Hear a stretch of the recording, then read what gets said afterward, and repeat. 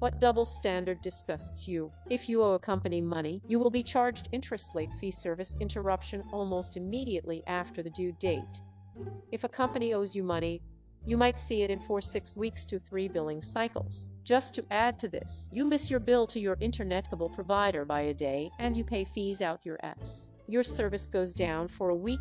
Oh well, you get jack shit. Late to comment on this great story, I think so in relation to this. I did some ambassador work and expected to get paid that same month. It had happened before 3 months down the line, and a few emails later, still no money, and nearly 10 others are in the same position. In steps pissed off Razorwolf phone 119, who with the help of a bunch of lectures crafts a letter explaining the situation, how out of order the behavior is, what they are going to do about it, and can we be paid by the end of the week please. I keyed in with receipt heads of every department involved and the chancellor of the university. Shit hit the fan. We are paid by the end of the week, which I still see as a joke within itself and proves how lazy the departments are, and I believe there was months of emails going backwards and forwards regarding the issue. The entire thing made me very happy as I caused a shitstorm after being fucked over, even if I haven't gotten any answers to my questions, which I'm going to go follow up now.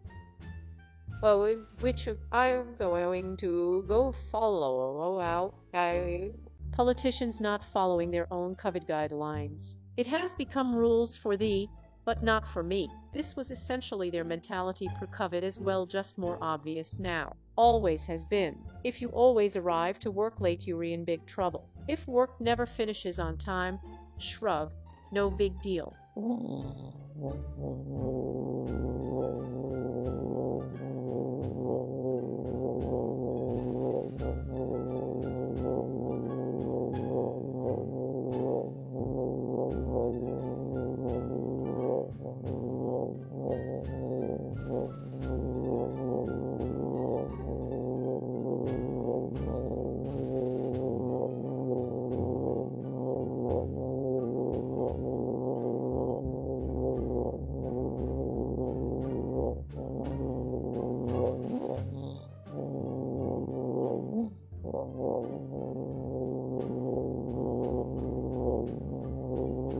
This is infuriating for me in a sales position. I constantly stay late or even have to come in on my off day to finish up a sale, because that's how I get paid. We still have scheduled hours, but me showing up 5 minutes late won't make a difference towards my paycheck, because those 5 minutes definitely won't make me a sale. But they treat it like it's the absolute worst thing I could do. They've pulled up lists for each employee showing how many times we've been late by the minute. I was told I've been late 8 times for a grand total of 15 minutes over the last 6 months. This includes from lunch breaks as well, and I was told this was unacceptable and put on a warning. This same thing was said to majority of our sales employees. But we get no praise for working over and finishing deals. It's crazy. I offered to work extra hours in a salaried position to get the company over a hurdle if they do the honorable thing and comp me hour for my trouble. Outright refused, because you were salaried, even though my giving up a few weekends would make a huge difference for their bottom line. So when they tried the extra hours mandatory free overtime thing later, I told them to piss up a rope. Yes, this is it. So annoying. I worked for a company as a coach, and they wanted the coaches to come in an hour early to set up without pay just because that's our duty as coaches. Keep in mind this was for summer soccer camps, so parents would drop their kids off early and I would end up on babysitting duty when I'm not even on the clock. That's totally true. Right now in Canada, we were in strict lockdown, but a dozen of our politicians have been found vacationing around the globe. In other words, we can't bury grandma at a funeral, but these politicians can go work their tan. Thankfully, many of them have resigned in the last 2 weeks. In America, the politicians can barely get the words out of their mouth by the time they were breaking the rules. None of them ever resign either. Hell, in California, a city councilwoman literally voted to ban indoor dining and then immediately went out to eat following the vote. Fellow Albertan here, they haven't actually resigned. They were only being demoted out of their parliamentary roles. They were still going to be mlats.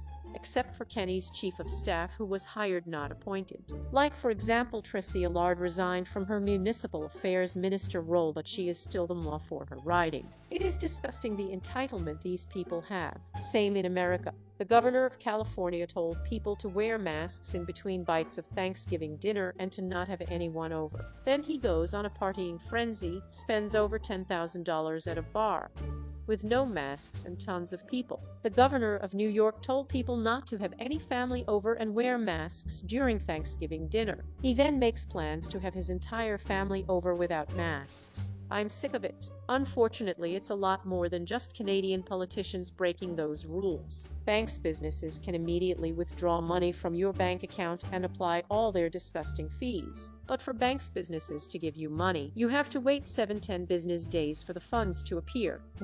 To verify funds for a check, the other financial institution legally has a few weeks to provide proof to rescind funds from you. So when a financial institution clears a check instantly for you or within a few business days, financial institutions are actually already risking themselves a loss. Instances when you do have to wait for 7-10 business days if the check amount is too large, you are a new client, or you are doing an external transfer from an account you haven't done before, then you were technically waiting the actual time for those items to process. But can you imagine if everyone had to wait 7-10 business days for everyone's checks to clear? Those romantic comedies with the cliquey, beautiful, and smart woman married to the dumbest fuck of a guy who is lucky to have her. Swap the roles and see people flip out. Every Adam Sandler movie ever. Every time I see one of those movies, I check to see if the male lead actor had a role in producing it, and he is 20 years older. This is one of those sort by controversial posts. Ammon, that was a terrible fucking idea.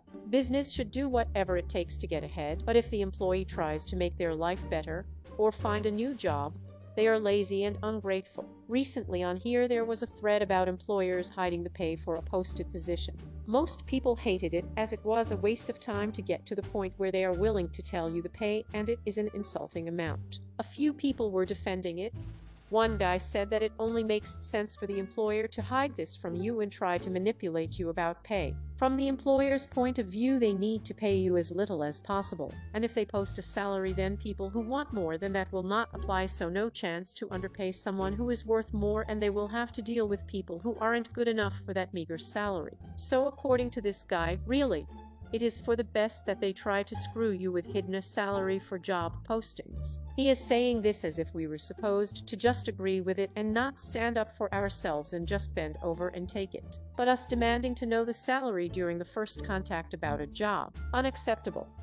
How dare we try to interfere with the company trying to screw us? When I leave a job, I'm generally expected to give 2 weeks' notice so the company isn't left without essential things being done. When a company decides to let me go, though, no warning to start putting in applications or saving more money. You were just gone. Total horse shit. Not in countries like harder for the company to get rid of you than a leaving. Depends on the company. Some will give you notice. Others will give severance pay in lieu of notice. Some will do both. The employee should give 2 weeks' notice. Anything else is unprofessional. But the employer will actively obscure their intentions until the very last minute. My last boss had a nasty habit of, upon finding out that an employee was moving to a company we did work for, bought equipment from, he would call said company and tell them, if you hire X person, we'll never work with you again. Then he had the audacity to tell me that it was unprofessional of me to tell him I was quitting day of. I trained my replacement once, who had been introduced to me as my assistant, so obviously I wanted to teach them the job properly. I came into work after my weekend and was called over by my boss and told that my assistant had transitioned into my position and thank you for helping them ease into the role. Edit. I did not realize so many people went through the same thing. Holy crap, I've done this before. I gave them about 10-day notice as I needed to start a new job. The manager goes, I'm blacklisting you from applying to the company for 3 years for not giving 2 weeks. Well then, I guess her response solidified my decision to leave, so I ended up telling her that I'm using the remainder of my vacation from the next day until my last day. That didn't go well. Edit. The only reason I didn't use the vacation prior was because they were short-staffed and I was being nice about forgoing my vacation to help out. But her reception towards my 2-weekish notice pushed to take the vacation on the spot. Got blacklisted too. Oh well, I'm done with this one entirely. A few employers I've given 2 weeks' notice, they've tried to cut it short and screw me out of a paycheck. The last one walked people out the door routinely the day of despite the notice, and they had the audacity to tell me I was unprofessional. Like, why would I give you notice? You haven't respected it when a single one of my colleagues did. Just complete lack of perspective. Basically being against violence but making comments about how men will get raped in prison. It's disgusting and it's so mainstream. Every cop show makes some comment about prison rape being okay. Even shows like SVU, where their entire storyline should be about protecting people. Former inmate here. I can tell. You can be the strongest of all but still be raped. Seen it right with my eyes. And let me tell you, no person in a cellmate would joke about it. Yes, it happens. Yes, they make jokes about it. When I was in therapy a couple of months ago, the therapist asks me about if I have ever been raped, and she laughs like this is some sort of joke. Since then I said no to the therapy. I was put down. They tried rape me. I got stabbed 3-4 times before they left me, if not for the small piece of metal I had.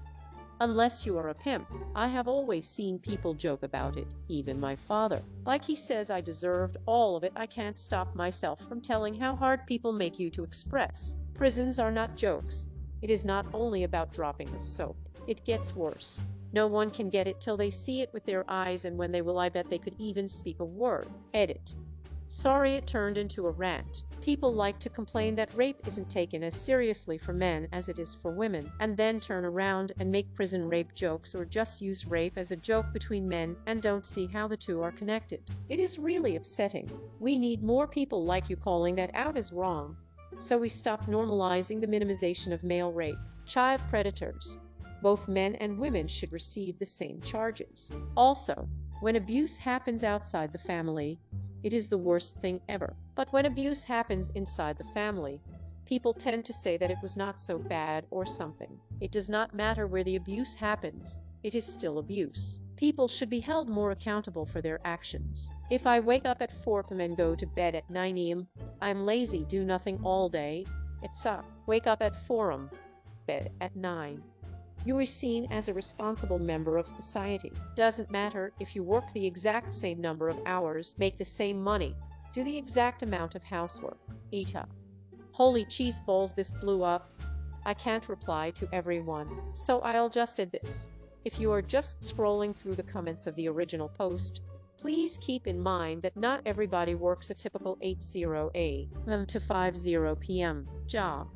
Someone has to work the 24-hour jobs: Walmart, Waffle House, the gas station, the hospitals, emergency services, etc. If your house catches fire at 2:00 in the morning, you are not going to wait until 8:00 a.m. when typical jobs start to call somebody for help. Not everybody has the same circadian rhythm. I am one of those people. I have something that is called delayed sleep phase syndrome or delayed sleep phase disorder, depending on the severity. I simply don't feel tired when I quote-unquote typical person would. I am not sleepy until after sunrise. No, I cannot just change my sleep schedule. Yes, I've tried whatever it is you were thinking about typing and suggesting, probably several times. It doesn't work. Thank you for trying. I am content being me as I am. Finally, thank you so much for the awards. I thought it was a lot when I checked my messages and had 94 on the envelope.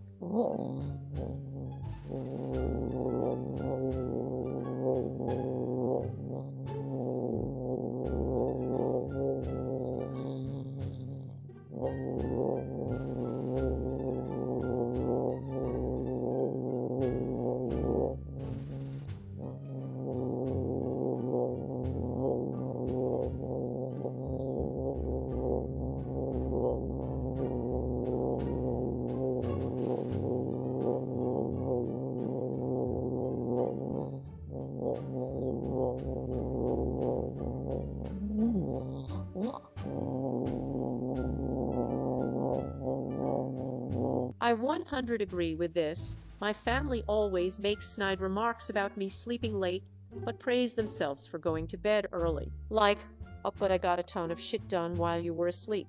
Nobody ever says, get a load of lazy bones here, off to bed in the middle of the afternoon.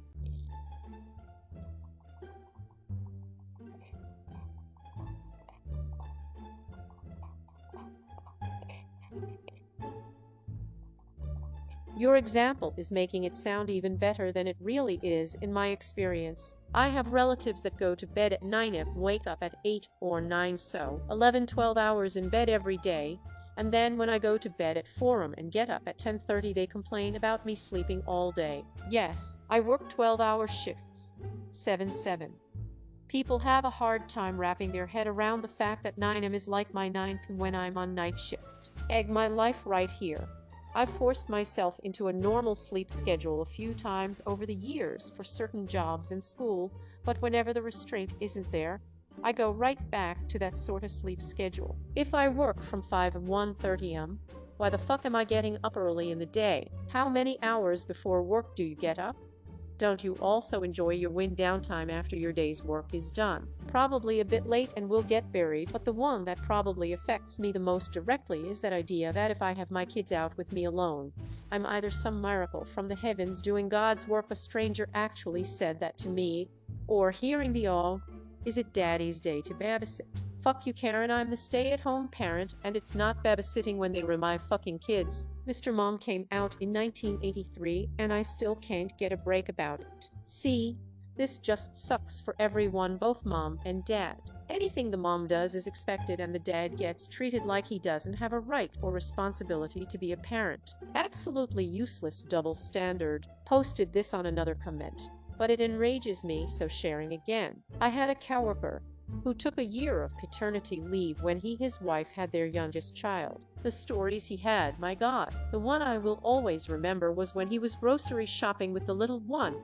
and passed a woman who had a similarly aged child. Her kid was throwing a tantrum and kicked over a big display. He felt bad, and his kid was calmly chilling in the cart, so he was helping pick things up. She thanked him profusely, and some random elderly lady complimented him on helping out a poor single mother. Not more than 10 minutes, his kid decides to melt down and throws her juice out of the cart, causing it to spill everywhere. He watched the mom he had helped, and the random elderly lady stood at the end of the aisle and made snarky comments about "this is exactly why I don't trust my husband with the baby," and other stupid shit, not once even considering to help him out while he struggled to calm kiddo and simultaneously clean up the mess. The bar for being a good dad is super low too.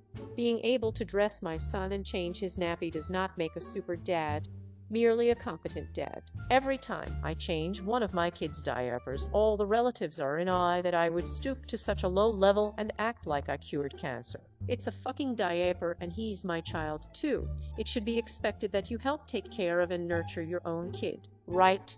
Right. Yee, that is dumb as fuck. Babysitting.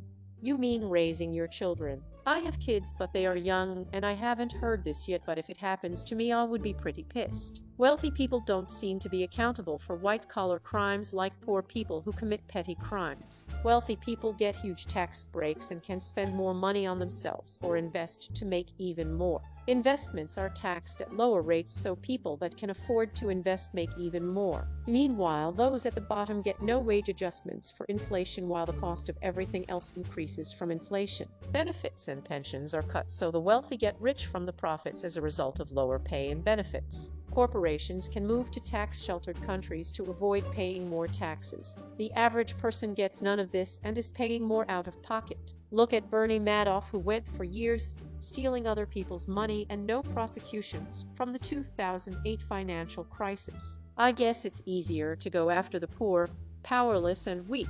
And the amazing thing is that the elites or even middle-class people will often shit poor people for being lazy or entitled, as if their circumstances had no hand in making them stay poor. It is one hell of an elite propaganda, and it is fucking working. Baking is for women. I love watching baking shows and seeing the creativity. I was recently inspired to make a father-daughter pact to bake something with my 5-year-old daughter at least once a week. Next weekend, I am teaching her to make a checkerboard pattern cake, teaching myself. 2. Last weekend, we made homemade bread, and she has been asking for a slice of that bread with every meal until now it is almost gone. Women things are women things, apparently, until it is a profession, and then it is for men. Who all the eye rolls. Cigarette butts. They were not biodegradable, and it's a fire hazard. We have issues with coffee cups, plastic bottles, but we were totally fine with cigarette butts. If you were a smoker, Make sure it only hurts you and nobody else. I just don't understand why smokers feel it is up to leave their butts on the ground, toss them out the window, and so on. They'll be within 10 feet of a trash can and still just litter. Why is this acceptable? I'm a straight male. I went to a gay bar with some gay women and their straight married women friends. One of the straight women was being basically sexually harassed by another gay woman there, to the point of being chased around the table, all the while saying she was married to a guy and she wanted nothing to do with it. All to the Visu. Thea's true. As is true, do you?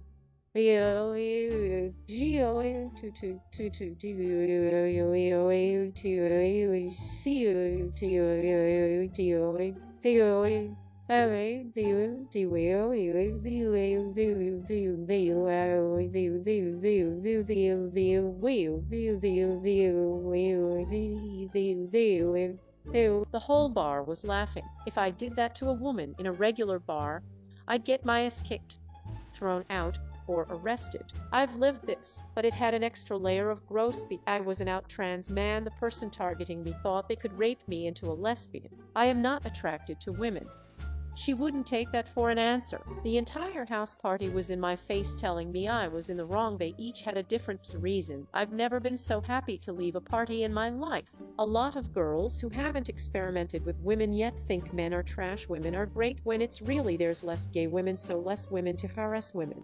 I know multiple girls who felt they didn't need to be cautious with female Tinder dates and ended up getting assaulted, benefiting from somebody performing a service while shitting on individuals who perform said service. Thinking of sex work and minimum wage labor, I have the perspective that if I am paying someone to do something I either can't do or don't want to do, then I am the one that is in need of help, and they are doing me a favor by doing it. If I don't respect that relationship, then they can easily say, "Now I don't want to do it for you," and I am stuck doing the thing. I have a housekeeper come once a week while I am at work. I am so thankful and happy she comes, so of course I make sure I have her favorite tea and biscuits are ready on the bench for her along with her correct pay. She is doing me a huge favor and should be recognized as such. I am amazed at how many times I treat people I ask for a service, takeout, handy people, car people respect, and they are so grateful for it. I am the one who should be grateful. They are the ones making my life easier by offering their skills and time. Thank you, society. I'd even throw trade workers in on that. You can build a road, pipeline, or building, but the public views you as an uneducated caricature of yourself. Someone can treat you however they want and nobody says a word, but the minute you say anything back, you're the villain. It makes me sick. I always find myself being that second person somehow, no matter how it plays out. I wonder what determines which person you come across as in life. Like and subscribe for more Reddit content. Watch the next video at the top of your screen.